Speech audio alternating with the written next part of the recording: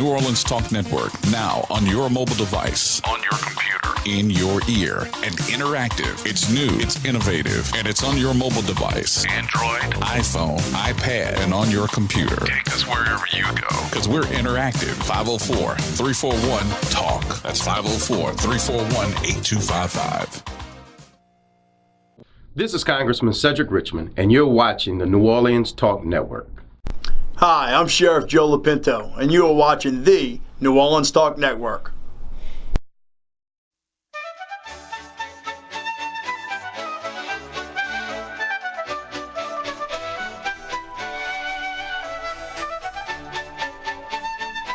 Well, good morning. Hello there.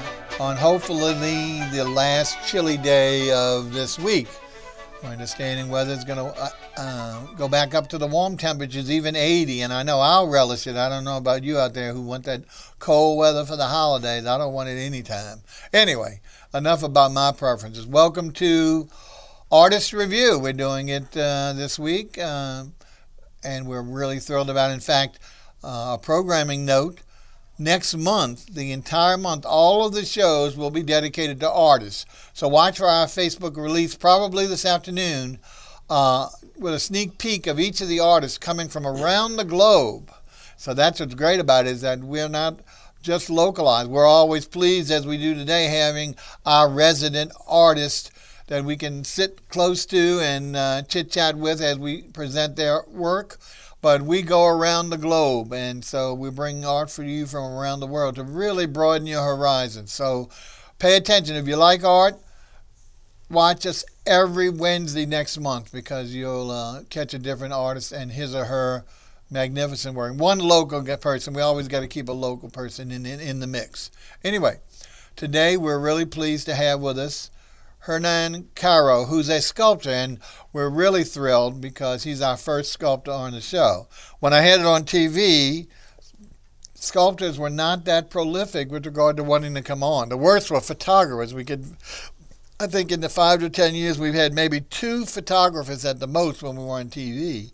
So, but sculptors, we had a little more, but again, they just, I guess because most of their pieces maybe are installed someplace, as this gentleman is, but it really doesn't matter in today's, because you want to see the picture. We can't tow everything into the station regardless of availability. So the key here is bringing you sculpting, because it's as important as painting. I love it because it's so tactile. Of course, I try to keep my fingers to myself when I see a piece of sculpture, but if I can reach out and touch it, so to speak, as I do in the few in my house, it just gives that extra sense, that tactile sense to you, just like anything else. It's not just a visual thing, but it's also a tactile. So first of all, good morning, Hernan. Welcome to the show. Thank you for having me here, Bob. We met many years ago under different circumstances, but I'm so glad to see his work proliferating, and as I said, sculpting is one of my favorite art pieces, so this is really great. Tell us a little bit about yourself. I know you've been here for a while, and how you first got interested in art itself, and then, of course, sculpting. Well, art all my life. I've been being creative about art and making anything that it give a little bit of peace to myself. When did I have a terrible memory, so I couldn't do this, but when do you think you first noticed something that impacted you? I mean, not to the point of wanting to buy, but just the idea that you took a moment, or maybe longer than a moment, to focus on it, to realize, hey, that is something really beautiful, or something I'm really interested in. I think when I was a kid, when I was young, it was not that many art magazines or any books about it. So at that time, what I do is, my mother used to have a lot of magazines, that they have the little section of interior design or decoration. I would look into that one, and I go to every corner of every picture just to see something that caught my eye and inspired me. So basically, the first thing that inspired me, if we can say, will be furniture, creating furniture. And I started doing art and furniture 30 years ago. Wow. A little bit over 30 years. And that's how everything started. It was like, so you're doing furniture as well? yes. I design. I was friends with Mario Villa, and of course, his furniture really got fame correct. locally for Yes. years. In the 1980s, 1990s, before the turn of we the were century. my studio was on downtown in one of those old warehouse buildings. Like today is probably a restaurant or a hotel, or an apartment complex.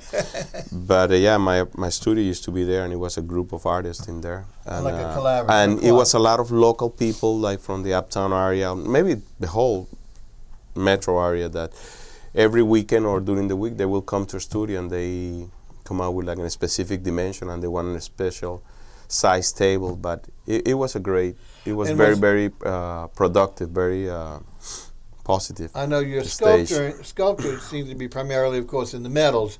Was your furniture also, or in other No, I too? spend more time doing the sculptures more than anything nowadays. Furniture, I do a little bit of design here and then, but it's still not people is more practical nowadays. They like to buy something for a home or an office or something like that. Yes. For a very inexpensive way, and so they can upgrade their style like every 6 months, every month, every year. So, back in the day, it was more like people, when they buy a table or a bed or something from an artist, they value that, and funny to say that, like I remember after Katrina, I received 100 calls from customers told me, hey, my bed was under thing, and this is the only thing I want to salvage from my whole house, or a table or something like that. And that was very nice to hear people saying and doing that. Yeah. Wonderful compliment that they would, because like I say, most of the people would just get rid of it because it looked so bad. Correct, yeah. And had such terrible memories. But to be able to cherish it even no. see it again. You have no idea how glory. many people call me and say, we have this chandelier here that you made for me, but it got on the water, and I want you to rewire the whole thing. So you were able to you were actually going back in and refurbishing the whole thing and all that during that time, and that was it was super nice a lot of business to know that people feel that way about your pieces. Yes, and that shows you how art doesn't have to be, as we see here, hanging on a wall behind us. Correct. Or sitting just at a table. It can be any aspect. It really just depends on what you focus on. Yes. So if you just think the table's for functional for eating or writing, then you're really not going to appreciate a well-made desk or table. Yeah. But I agree with you. I early on, I started a little bit different way. And I forgot the very first thing. I remember I went years ago. We have about the same number, but different, for the most part, different people. We were well known for having auction galleries for antiques, much more so than almost any other place in the United States. In fact, many of the antique shops or designers would come from New York, bring an 18-wheeler with them to buy specifically from the antique markets here to take back and, of course, sell for tremendous profits. And I remember I wanted, my mother always collected, I'm really reminiscent now, always collected period kinds of pieces, and she was very typical of that age, Victorian kind of style. So I wanted to always get her something that she could remember me by that might be so we at 16 I took her and we started going to an auctions, and in those days, of course, it was so reasonable compared to today's stuff. And I found this little was an oval, and I thought it was charcoal when I bought it, of a traditional masterpiece. It was in black and white of one of the masters, the ladies bathing at the brook with some cherubs around it, and it was in an oval frame. It was just, it was dated, but I bought it for her, and she was thrilled. Kept it at her house till she passed. Of course, I reclaimed it, and the frame got so old it was breaking. It was just so when I went to get it replaced, we found out that it wasn't like charcoal or pencil. It was done probably with those instruments, but on ladies' nylons. Oh. When you got it under a microscope, you could see all the little squares of what it had been called. And that shows you the level of creativity and thought. Who would think to take a screen, well, nowadays they do the window screen, but that kind of thing, and create a masterpiece on something like that. So anyway, that's creativity right there. A reason we never know what they did it, but I'm wasting a lot of time reminiscing. But that's how I got into the idea of art. And of course, then Seagull, the pieces that they were selling of furniture, I still to today go to a lot of auctions locally since we have 3 houses. Anyway, enough on that. Anything else you want to tell us about yourself? Because we want to get this early morning break over so we can actually get into the pieces. But anything else you want to tell the audience about yourself? No, I've been doing this for 35 years and all my life here in I know New you Orleans. don't have a gallery of your own, but are you showing anything in galleries right now that they could see a piece? Yes. They have one on the St. Claude Art District. St. Claude? Yeah, St. Claude Art District. They have the New Orleans Art Center. They have a group show every 2-3 months. They change the groups, and I'm pretty much twice a year over there. Couple times. Excellent, because the New Orleans Art Center in the St. Claude Art District. St. Claude, okay, excellent. Yeah, well, that's great because St. Claude has become both the restaurant and the art capital now of the city, I believe. They're working on it. They're struggling a little bit, but I think all the people that is having galleries and places and studios over there, they're doing a fantastic job. I think really it's the kind of place that when you see artists and customers engaging in a way that they can develop a good relation and be beneficial for both parties. Online and social media, do you have any presence there if someone wants to see beyond what we're going to see today? I follow, the typical things, Facebook, Instagram, they have those accounts and all that, just for so people can keep track of the progress and the new styles and the things that I create. Of course. Well, okay, folks, we're with sculptor Hernan Caro of New Orleans, and we're going to take our morning break and then dive into it. Let's see what he does, because I think that's the old idea of a picture's worth 1,000 or 10,000 words, whatever. So see you on the other side of this commercial. Okay.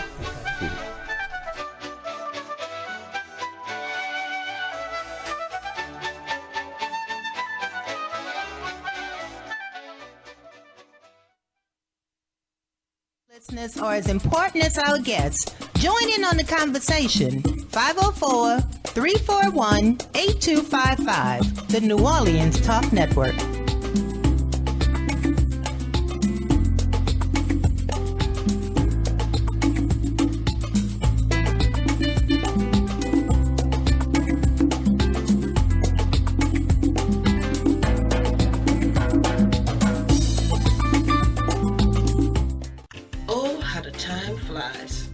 What's up, y'all? It's your girl, Dr. Rhonda M. Lawson.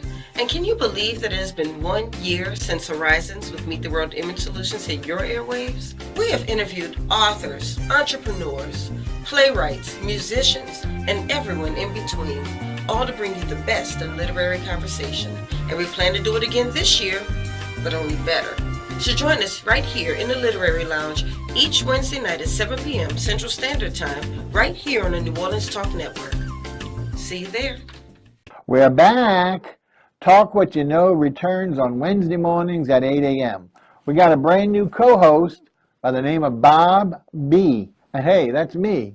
Also, we got some new features. We're going to be giving away, have a weekly raffle of prizes. There are multiple ways for you to win, and there's a bevy of prizes. So we need you to come on back, join us on Wednesday mornings at 8 o'clock for Talk What You Know on the New Orleans Talk Network. Now New Orleans has a choice. Download the New Orleans Talk Network app for your mobile device or listen at www.neworleanstalknetwork.com.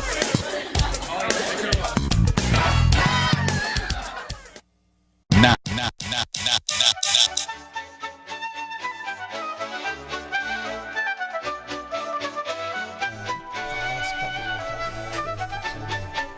Feel the piece of marble or whatever. Yeah. Okay. Folks, you caught us chit-chatting. I was asking something a little about the process of his creativity, which I do with all of our artists, and it's fascinating to hear how each envisions ideas, inspirations, and transforms them into tangible objects of beauty and or function for all of our pleasure. So what we want to do again, we've got Hernan Caro, local sculptor, who's got some great installations that we're going to show you, and again using predominantly metals. He's a metallurgist. Can you call it that or no? Metal artist. Metal artist. That's better. Would go by that. That sounds less hawky. Anyway, why don't we? Mike's going to bring up our first piece, and why don't you? Let's see if we can see that. Look at this. Tell us. Oh, nice. Starting off very formal. It looks like with this piece. Yeah, well, that is made out of aluminum with an acrylic finish on it, and it sits on a piece of stone, travertine. And, marble. Yeah, marble, and approximately. Well, trying to get an estimate. At least you have some reference point here by having what I understand is one of your paintings even behind it. And it's a shame we that's can't a stage. Sometimes you cannot work all the time in metal. Sometimes you hit like a little bump or something that'll stop you, or you start doing things not the way that you want it. Well, it's a shame we can't do justice to both in the same piece, but it did give a good reference with regard to height, because seeing where the painting was formulated on the fixed on the wall, and this being not much. Yeah, but that piece I would taller. say is like 6-7 feet tall, and it probably takes an area of 3 by 3. 3 by 3. Surround, yeah. So you basically spray paint? Is that what you do first? Or yeah. Okay. We do. Yeah, we have a play in our studio with and then the acrylic finish on it. Then you put a finish which on is it. It's a single stage paint, which it lasts for some of my work is at the Botanical Garden in City Park. City Park, beautiful. And we put those pieces over there probably like a year or two, probably like 3 years after Katrina. So it's been 8 years, and I go periodically over there like once. I haven't been in a long time. Inspect the piece. Yes. But you're every 3 months, just to make sure that the color is intact maintained and all that. And what I like about it is that some of those pieces they're underneath the oak trees. So sometimes you think with the humidity and all that stuff, you will get all that mildew and all that, but they've been holding up pretty good. So it's a good test. We talked a little bit about you being in association with other artists, sculptors, historically known in New Orleans, and what better place than I believe it's Edgar Alvarez? Is that his name? Yeah, not just too passed far. A few years ago, yeah. Who had done all of his work way back in the Depression days. So it's nice to have similarities, but definitely not similarity. He's working mainly with stone and concrete, and you're working with the metals. But to be able to blend the two in a similar environment, I think it's just a tribute. Well, there's a different eras. Like also when you look at materials and the things that you use to create now is more. Not only is more affordable, is also it has a more variety and easy to access to all those metals. So for somebody like me, it's easy to create all those things nowadays because of the advantage that we have with technology. But when you look at work that like Mr. Alvarez did back in the day, it's fully admiration and inspiration, considered that at that time it was not even 1/3 of what the tools that there are nowadays. Right. And probably much less appreciation. We only appreciate again his work. Well, we were talking about that earlier today about like we live in different times. Like back in the day, I think it was like the artist was just passionate about doing his work and make a living out of that. Just go by and be passionate about it. Nowadays, we live in a different era. We live in more like the artists that we have in today, and we live in under certain. Cloud that we want to be legend while we're still alive, and I think that was a great phrase. That's one thing that I always keep in my mind, because I don't feel like it should be that way, and I don't feel that. Well, I think it's wonderful if it. I like the idea that it occurs now, so that way they can get that feedback, as opposed to a lot of the artists in the old days never knew what people thought about their work. Absolutely. Because they didn't get the exposure or anything. So they weren't there wherever it was placed. They was just someone who bought it from them and never saw it again. Yeah, and even like when you look at from the point of view, like as an artist, I'm talking myself about that, and it's like it's it's great that you have people like that in the past that influence for you to become what you are or what you create, and that's to me that has more value than if he was famous or he become successful back in his time. So. No, I totally agree. I think having the ability, not so much having the mentorship because you don't have the person there, but the visual stimulation and impression to carry on or do totally different. You know, that's what's so great. Well, we could have art history to you all day, folks, but I know you're not interested. We want to give you the visuals so you can enjoy his work. Let's take a look at the second piece. Let's see what we have here now. Okay, this piece is aluminum. It doesn't have any finish on it. It's a blush. Yes, as I say, is this it's a natural? brush metal, natural. And this one right here, kind of like we can talk a little bit about what inspired me to do all this thing. Nature is a major force in what it takes for me to get inspired. Ocean, sailboats. Anything that brings a little bit of peace, breeze. Yeah, this kind of, to me, that's the first thing I thought of was the... well, the best way to describe this one is a sailboat, and it's in a kind of a little bit of a squall, you know, like a little bit of clouds, like the lines that you see. Yes. The crossing. Cutting between the sails, what I call sails, they will come like clouds, and then the bottom part will be like the ocean, a bit of a waves and stuff like that. I thought it was just... It's pretty abstract, but as soon you get the explanation of it, it will make sense. Exactly, but like I said, I thought I was just seeing. I said, well, gee, it looks like he has a beautiful sail, that's the one on the right, but I don't understand where the rest of it comes in. But now you've explained the wind rushing through the sails, and then, like I said, the sea building it. So, I mean, you don't have to be a mariner to understand it or appreciate it. But although you said it was natural, to me it looks like it's two-tone. One is more... the aluminum's chrome. Well, you get some shadows in it, but yeah, definitely it's the natural state of the aluminum brush. Yeah, very pretty. And again, in reference to the art behind it, you can see that the height of it is. Yeah, that's all my paintings. It was a group show where the gallery owner decided, like, when he came to my studio, he saw the paintings and he said, "What are you doing with all this?" And I said, "Well, that's just more like a therapy for me, you know." Like and he told me, "No therapy, no, this have to come to the show." So I like that. It was pretty good. It was good.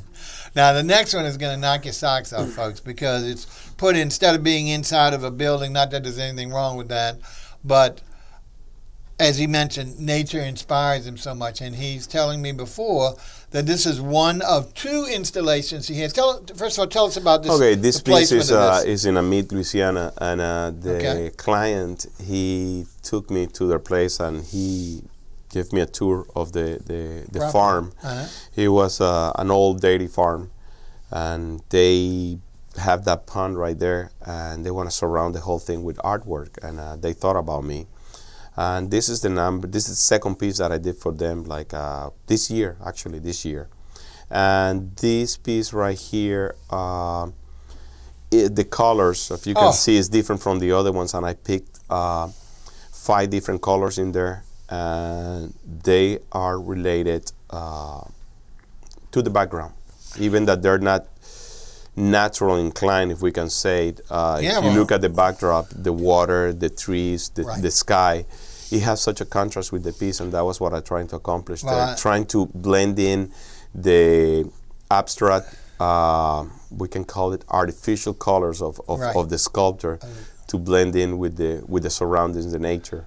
And I think it worked out pretty good. Oh, I think definitely it does, because it reaches for those colors that maybe aren't there in the natural part, and supplements it with that, you know. And the picture, it's kind of like, it's beautiful and everything, but it doesn't do actual justice to the piece, because when you walk, like when you do a 360 around the sculpture, then you get to see the openings of each cube, and you see the backdrop, so it looks like a frame, if you look at the top cube, the green one, and then you see the clouds and the sky through that little opening right there, it creates such a beautiful piece environment. See, it takes an artist. I never would have thought of that. I'm focusing strictly on the piece and the beautiful square, but didn't think, if you look through any one of these boxes, you're actually framing Mother Nature.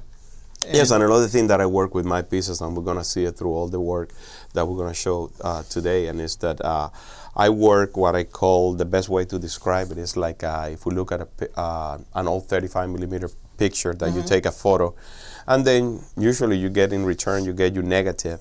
So when you look at the negative, you see what you're missing on the actual picture. Well, in this case, the best way to compare it is like the opening spaces between the lines that I cut and create. That's part of the structure.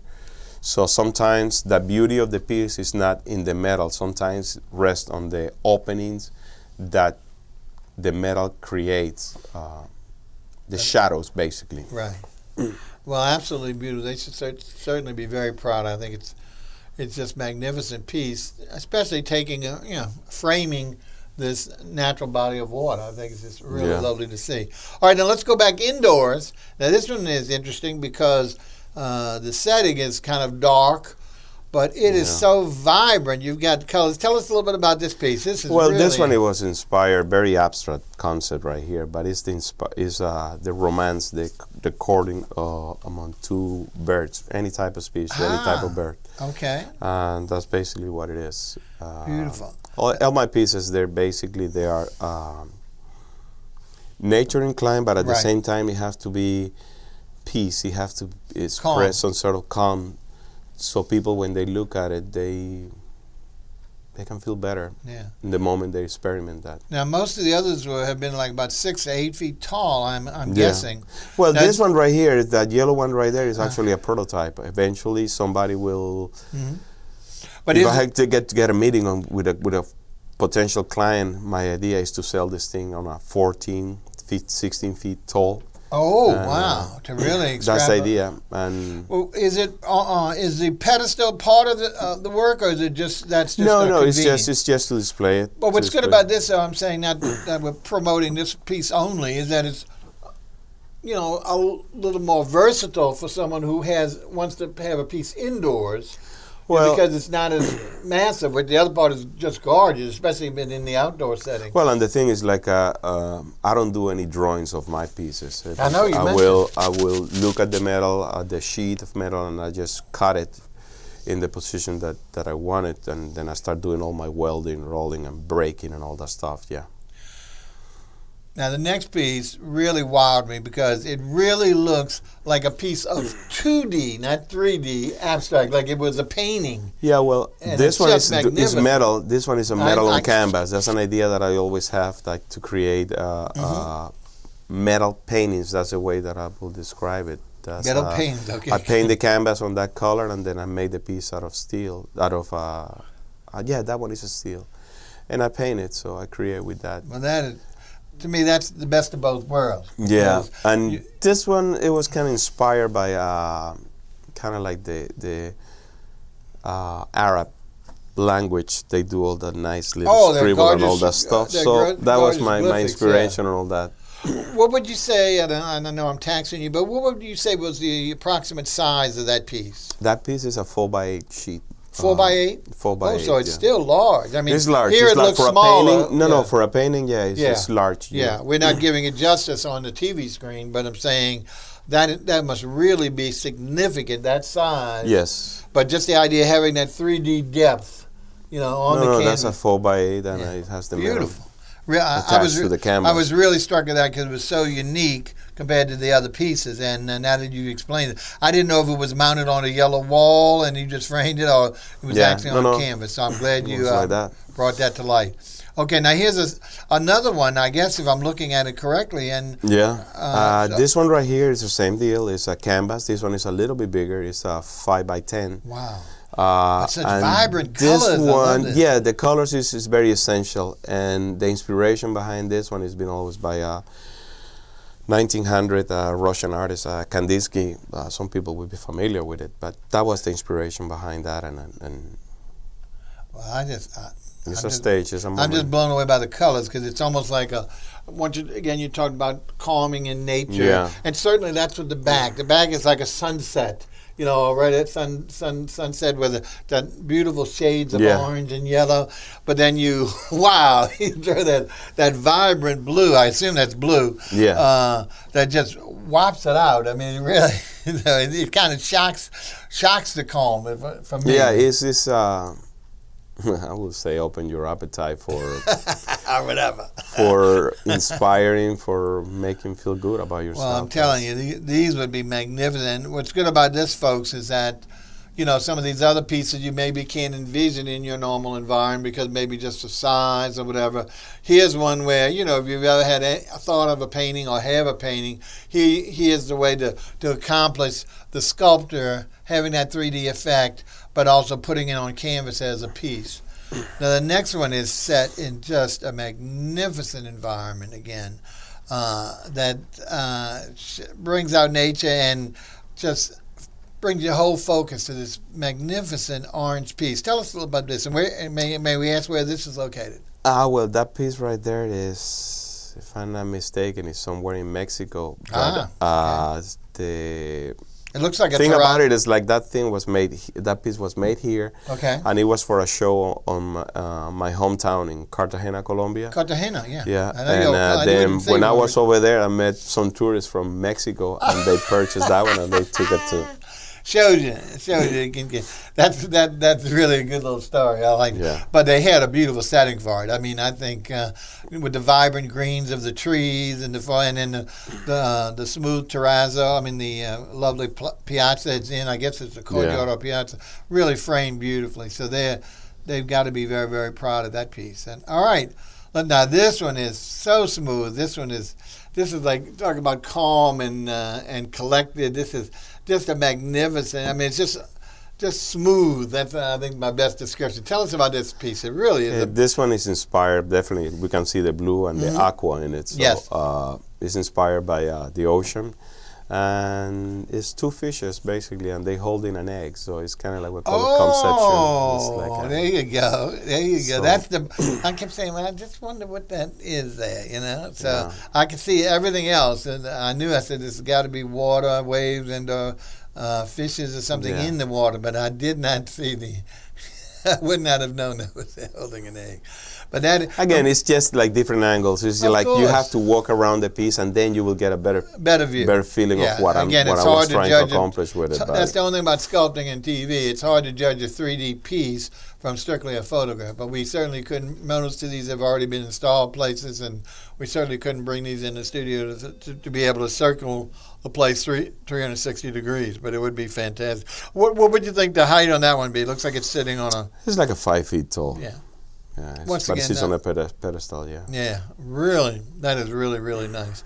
Okay, let's take a look. I think what we should do here, I know we'll slow down a little bit, but why don't we go ahead and take, because I'm enjoying the heck out of this. Hopefully you all are, folks. We're with local sculptor who originally from Colombia, as he leaked out, which I didn't pursue, but anyway, who has been working for 30 plus years in this medium and doing a bang-up job. So why don't we take a break now, because we want to see more of this work, I know. So catch us on the other side of the commercial, and we'll pick it up from where we left off. I'm trying to see how that's a whale right there.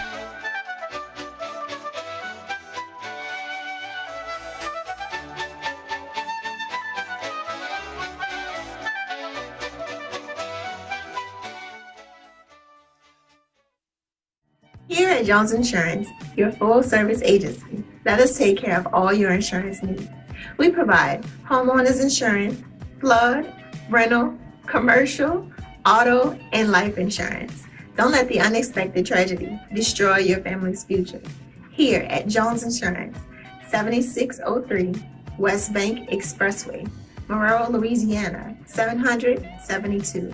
Contact Lois at 504-348-1492. Hi, I'm Prophetess Charlene Duforce. And I'm Bishop Carol Duforce Sr. And we're from Living Witnesses Ministries. And we also have a program on the internet called Living by the Word Daily. And we're seen every Wednesday from 11 a.m. to 12 noon Central Time on the New Orleans Talk Network.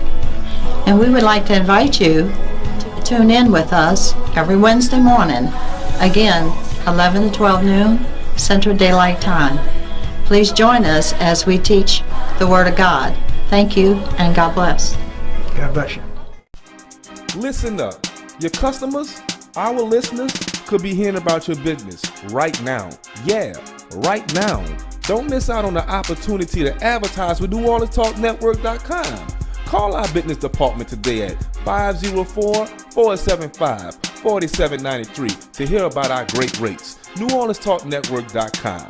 We provide the people, you provide the business.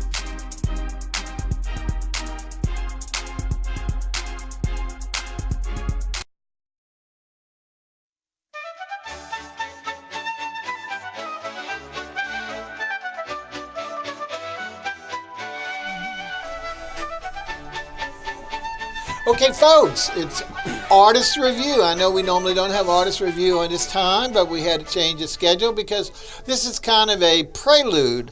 If you were here for the beginning of the show, you heard my announcement, and you'll watch for it if you follow me on our Facebook. That we'll be announcing. We always usually announce the next guest for the following show, whichever show it is on Bob's Variety Hour.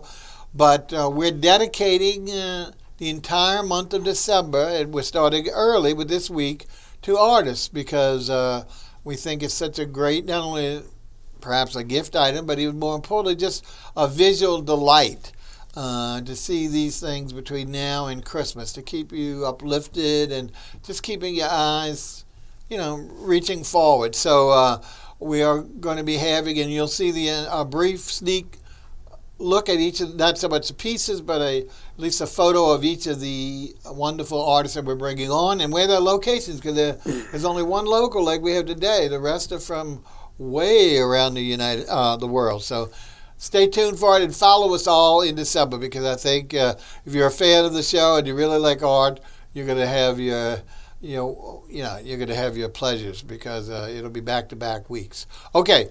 We've been seeing some delightful work from our local sculptor, Hernan Caro, who's been working in metals for over 30 years, and we've seen pieces that have been lovely monumental pieces outside in magnificent outside settings, and we've seen other pieces that have been indoors, whether it's in buildings, homes, etc. And we're picking up where we left off. And he mentioned that a lot of his inspiration is from nature and calming nature, and the last piece we saw before we went to break was so much like that. But we're picking up the next one, which is different, but reminiscent perhaps of the first because of certainly the colors. But tell us about this one, Hernan, please. That one has... Did they change? Yeah. Is he showing this one or is he showing the next one? The other one. It's showing that. Okay. We skipped ahead. I'm sorry, folks. Maybe if Mike can get back to that. There are two blue ones, and that's probably why he got a little confused. Let's see if we can get back. No. Where are we? Give us a second. Technological problems with live TV. We got it? No. All right, just leave it there, Mike. We're going to go. Huh? Is that it? Yeah. And that's the one previously, isn't it? Yeah. All right, the next one, Mike, should be another blue one with a dark background. If not, put the other back up. We don't want to waste the people's time. We're trying to have a smooth flow here. Okay, is that it? That's it. There we go. Well, this piece over here, it was inspired. Every year, I'm part of the Project Lazarus, which is... yes, for the AIDS. Yeah, and I donate every year a piece for that event, and this one was inspired for that one. And in the gala is about people, they're angels, people that really help them a lot in every way. Of course. To people that suffer from that illness or other one. So, well, you can tell. I mean, not only the vibrancy of the white, the color of which we symbolize being angels, but almost like the wings is almost visible, and just the fancy of being very airy and light. And it's set, is that set on a little piece of marble too? Yes, correct. It was on a beautiful marble base. That is, well, they're very fortunate, and hopefully to have such a. That's one thing about artists and chefs as well. Our other show is that they're always very willing to donate to the worthy causes to help these people, raise funds for their services. And Absolutely. obviously, this is the kind of stuff that really helps bring in significant revenues to Absolutely. the police. That's and great. they're very supportive of my art, so I'm always. Well, the next one is one I was telling him. Hopefully, we're going to get it up there. The vibrancy of this color. Do we have it, Mike, please? I don't know what's happening there. It's hard for us in the studio. What is he? Can you read what he said up there? I'm getting it. Okay. He's getting it. All right. Well, let's talk a little bit. He's having a little technical difficulty in engineering getting our next photo. We apologize for that, and hopefully it'll be here momentarily. But this next one, we'll just give you a little preview of it, talking about it before we actually see it. It's to me, it looks like a piece of community art. Is that right or no? Well, yeah, it's an outdoor sculpture, and at that time I was asked by it seems like it's on a thoroughfare. So well, it was in the Julia Street. Okay. On the Julia beginning Street? of this year, they were doing some event, and they asked 5 artists if they can display some of their work in each block of Julia Street, the first 5 blocks. So well, now is this a permanent installation? No. It was just for the day. It was just for the day, but it was real nice to be part of that. Yeah, well, as soon as Mike gets it up, what I want to show you folks mainly, of course, is we got it now? Yeah, that one. No, that's not the green one, no. No, that's the blue one. Yeah, one more, Mike, I think. What we want to show you is the vibrancy of the color. Well, this one right here is a whale on its calf diving into the water. That's the concept. Okay, so again, another natural one. We had seen the fish with the two right here. Yeah. Okay, this is where we were supposed to be in the beginning, folks. So again, following up on the first one right before break, we had the beautiful blues. There was 2 fish with the eggs. This is a larger piece. You can see it represents, as he's saying, a whale and a calf. Is that right? Yes. Again, very calming, just beautiful allure. So just great. Diving into. Yeah, and just enough to pick up the light on certain parts, but have a lot of shadows as it would be down going under the water. So really, really pretty piece. But now if we can move forward, we again talked. I think he's got it now, yes. This is a piece that Hernan was telling us he was fortunate enough to install on Julia, excuse me. Julia is well known for a day, for one galleries. event. Yeah. For one event, one day. And he chose just to me a magnificent, that vibrant, I call it chartreuse, who knows what color, there's so many different names for colors. Well, this green right here I found this green to be, it does pretty good justice to the metal, the lines of my sculpture, but at the same time, if you put it in a green environment, it doesn't clash. It blends in, and that's what I'm trying to accomplish, picking up a color like that. I got it, because you got the buildings on one side, but then you have some trees, etc., on the other, and on a narrow strip of land. So here's what I call community art, because obviously anyone passing, either walking or in vehicles, can see this magnificent piece. So it's a shame. We are getting. R-tist has become, and that's why I picked up the term, R-tist has become kind of the community art sculpting. Well, that one, it was just for like a one-day show in Julia Street. Yeah, but what I'm saying is R-tist has kind of become the focus for that. One thing I think maybe a little too much, sometimes you get sad, we have so many streets in our city, why not populate some of the others and give them a chance to shine as well. I think R-tist is nice and everything, but in my opinion, I think the boulevard where it should be explored and putting more art like that, it would be like the Oretha Castle Halley. That's a beautiful 6-block. It has a excellent 2 lanes, place to park, and it has the midway, the median. All of them, Well, that's what I'm saying. I think. You can, there's nothing like you can't appreciate, but you can oversaturate an area, and so why?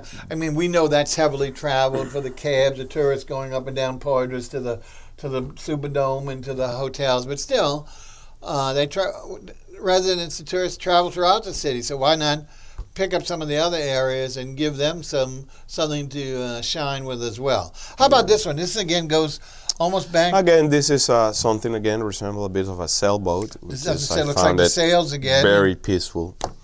and you can see it next to like a sliding glass door or window, so you can see the height of it. That's a collector. It's a client, yeah.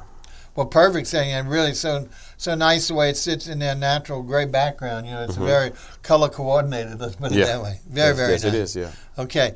Now here's vibrancy. I like that pop, just like I like that chartreuse to the green. This piece is just startling. Let's see if we've got it up there. All right, tell us a little about this gorgeous red piece. This one is, if you can see close, it's like two jaws of a shark, like shark jaws, yeah. Wow. They used a nice color red to... I would never have thought of that until you said it, but now I can see it totally. You know, this is the Jaws 3. This is fantastic. So vibrant and really, really cool, folks. That would take any area and bring it to new heights. So it's really done. Now it's freestanding, or is it on a pedestal of some type?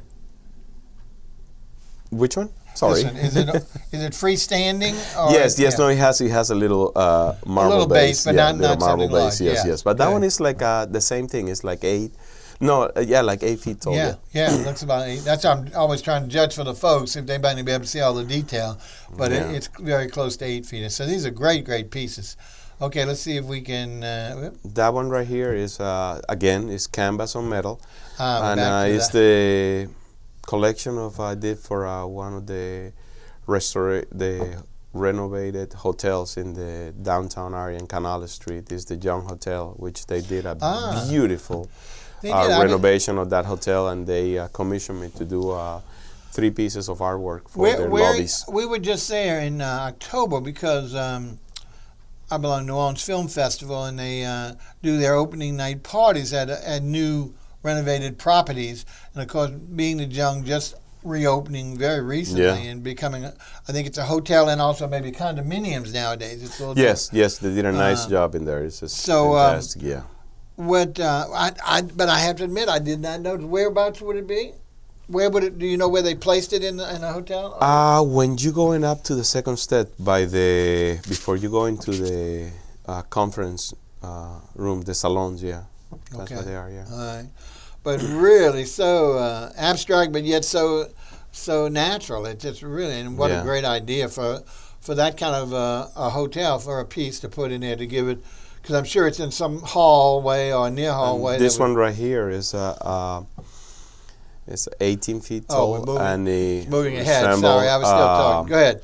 That one resembles a little bit of the Mississippi River, all the little bayou rivers that they go into attached to the river. During the break, we were talking about this piece, and I was expressing that I thought it has such fluidity, which obviously, because of its inspiration, the constantly moving river, that it actually looks like it's flowing down instead of horizontally. And this piece. Now, this looks substantially taller, but I guess it's just the aspect of the viewpoint of the well, yeah, it is. It's camera. Like the sculptor is 18 feet, but it's sticking out like with a base and all that stuff. So it goes like to 24, 20. Okay. So it's pretty tall. I figured it had to be taller than like the 8 feet ones, or 6 to 8 feet, because of the reference to the background. That one is like when it's finished all installed, probably will be like in the 24, 22 Now, is that feet. Installed somewhere now or no? Yes, that's in the city of Kenner in the... Oh, in Kenner? Yeah, it's in Kenner. I heard Kenner started... I hate to say nasty things about Kenner, but we just don't think of Kenner being the art capital of our territory. Well, but I understand they're moving in that direction to try and... I tell you what, my studio's been over there for 10 years. Okay. And I have... Everything I can say is good things about Kenner when it comes to that. The way they work with people, with tenants, the community. Mm-hmm. I mean, it's super. Yeah. Well, I know they took... Complicated, which is a great environment for an artist. I knew they took a good advantage of that. There was that wide stretch on Power. I forgot. I did some work with Henry Shane. One of my pieces is that it's not on Power, but it's at the end of we don't have a picture of that one, but it's a 24 elephant. But is this on Power? Where is this on? Do you know? This one is at the end of Williams in Rivertown. Oh, okay, in Rivertown. Yeah. Oh, that must. We were just saying. I don't know how I'm missing your pieces because they knock your socks off. All right, we're going back to the reds. To me, this looks like natural steel instead of aluminum. I don't know. This one is aluminum, and the environment over here, like again, this piece is again in that the amit is against same property. Yeah, and right next to that one, we don't see it, but it was asylum, and that was the inspiration behind this unit. And yeah, this one is fairly big. So yeah, and is it by the water as well? No, yeah, by the pond, the pond, yeah. Okay. Yeah. Well, I love it because it's got that barn kind of look quality, even though you said the silo, but got the height of the silo. So I think you really got a nice going there. All right, now we're back to what I consider the pristine pieces. This one right here is beautiful. This one is what I was telling you at the beginning. It's a beautiful piece and everything, but the actual figure, the actual line to appreciate here is the cutouts, the inserts of the open space on the sculpture, because it's the silhouette of a woman. I'm going to say, to me, I see female in here. Yeah. Okay. So that's what it is. And so you have to pretty much go around so you can see better what are we talking about. Well, what I'm talking about, yeah. Well, I think this is a magnificent piece. I really do. Now, is this installed somewhere too as well? Yes, this one right. Oh, okay. Very, very, very fortunate to get that one. That's really good. Now let's see. We still got one. We got 4 more. We got. We have to go a little quick. I'm not too quick there, but let's move on. But that's one. That one very right well there is a sculpture, and it's black metal, and it was twisted and all that, and it's hanging. And that piece is in Utah. And the reason why I picked these colors and all that is because I want to give that look of the the gold mine, the mine era at the time and all that stuff. And it has some lights inside there. So. Oh, really? Yeah, that one is what I call functional art. It's a chandelier, basically. So it's a piece of artwork, but it's a chandelier. Yeah. Oh, that's why it's hanging as well. So yeah, correct, yes. Fantastic. I love the confusion kind of it. Yeah. And that's in Park City in Utah, which I did a lot of work this past last year, summer. Wow, congratulations. I spent a lot of time over there. But that's a beautiful piece, and obviously you can see the ceiling with the timber. So the timbers and all that, correct, so it really goes and that is up in the hill, which is real nice and all that. Now back to a version of that green that I just really enjoy so much. And this one is a small piece. It's probably like 18 inches to 24 inches tall, but it's a prototype, the same thing. Like I present this to a client, and I'm waiting right now to see what they're for the okay to go, and finally we can build this one in a larger size, And if it happens, it's probably going to be like in the past Christian area, Mississippi. I love it. It reminds me of like either a lady's scarf or ribbon that's flowing around, and but just like cast into the wind and the wind taking. Yes, it definitely, it's more like a little scarf kind of flying away. It's flying in the wind. I think it's just so natural. It's so. Just again that fluidity that we had in some of the. I see it in this piece as well. So this would be. Now, do you ever sell? I hate to ask you this, but do you ever sell the prototypes, the smaller ones? Actually, no. The prototype is part of the deal. Okay. So they get both. They're getting a deal on when they get the big one. A 2-for-1 BOGO. Whatever they got. Usually, the pieces stay at their home or whatever, and that one will go to their office or whatever. Well, that's nice. So they can say this one is in a larger scale at my house. That's what I say, because it's a shame not to show this as well. No. It belongs to the client when they decide to go. Okay, now we're going back to the blues, but again the calming, but different shades, kind of taking the light almost ice-like and going upward to a darker shade. Anything on this one? It's this really one is cool. more like a inclemency of weather. It's like, for example, a bit of a tornado, a vortex, on that color. Yeah. Wow.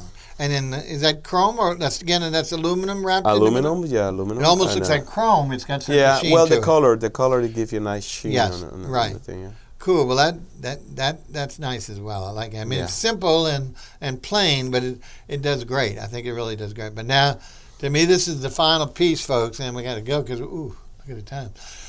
Yeah, that one right there is, again, we are, for some reason, all the pictures that I sent you, they were inclined by nature. Part of the nature was like water, inclined by the ocean. So now this is the only one I guess we have to look at the one that inspired by ground air or whatever. But as I mentioned to him, this is where kind of we disagree, because I told him, but at first he had explained to me about this particular piece, and I told him this reminds me of a ballerina. Well, it's like a bunch of stingrays dancing, basically, what it is. Yeah. Well, and again, it's the kind of pictures that you have to really walk around so you can see. It will pop each dimension. Yeah. Yeah, but and from this dimension, to me, it just looks like a lovely ballerina whose head is over to the left of the middle of the thing, her body, torso, and then. And again, I don't know the ballet names for the steps or something, but holding one of her legs up and the other one down. So I just think it's open to interpretation. Whatever you see is hopefully you don't take offense on it. But that's not at all. It impressed me. It's so delicate. That's what I'm saying. There's been several of yours where you're talking about big pieces, but they convey delicacy and a smaller intimacy as opposed to big wide open things. And that's what I like about it, because it really formulates a different version of some of your pieces. Yeah. All right. Well, folks, let's see. I think we have a few more minutes. Once again, if we're talking with Hernan Caro, who is a local sculptor, been around for quite some time. You see his work is showing a lot of places. We would like it to be shown a lot more locally here so we can appreciate it. But it's in too many private places. But we're glad on those lucky tenants who've been able to get it, and want to thank you so much for coming in. My pleasure. I really enjoyed it. When you told me an hour, I was worried about it. Yeah, he told me I think we need another 20 minutes. But it goes relatively smooth because there's so much to talk about. Like I say, not only is it 20 pieces, but at the same time, each piece conveys enough of a story that you can fabricate to take up the time. Yeah. And it again shows you the expanse of what you've done in some of your portfolio. And as you say, he mentioned he's continually evolving, that he's going to actually move into some of the more other, not only like the functional chandelier, but like the one that looked like the river, to actually make those more like some mobiles. Yeah. So they will, with the wind and the temperature changes. That's the idea. I would say like in a year and a half. That's the plan, to do some kinetics, That'll be great. Movement. Well, again, thanks for getting up so early and coming over here. My pleasure. Hernan Caro, look for him on the Facebook, any place you can find his art, and hopefully I get a chance to meet him one day. Don't forget, folks, entire month of December, you'll see R-tist Revue. So come back to us next week, and we'll if you watch for the Facebook announcement, you'll see who's going to be the lineup. Take care. All right.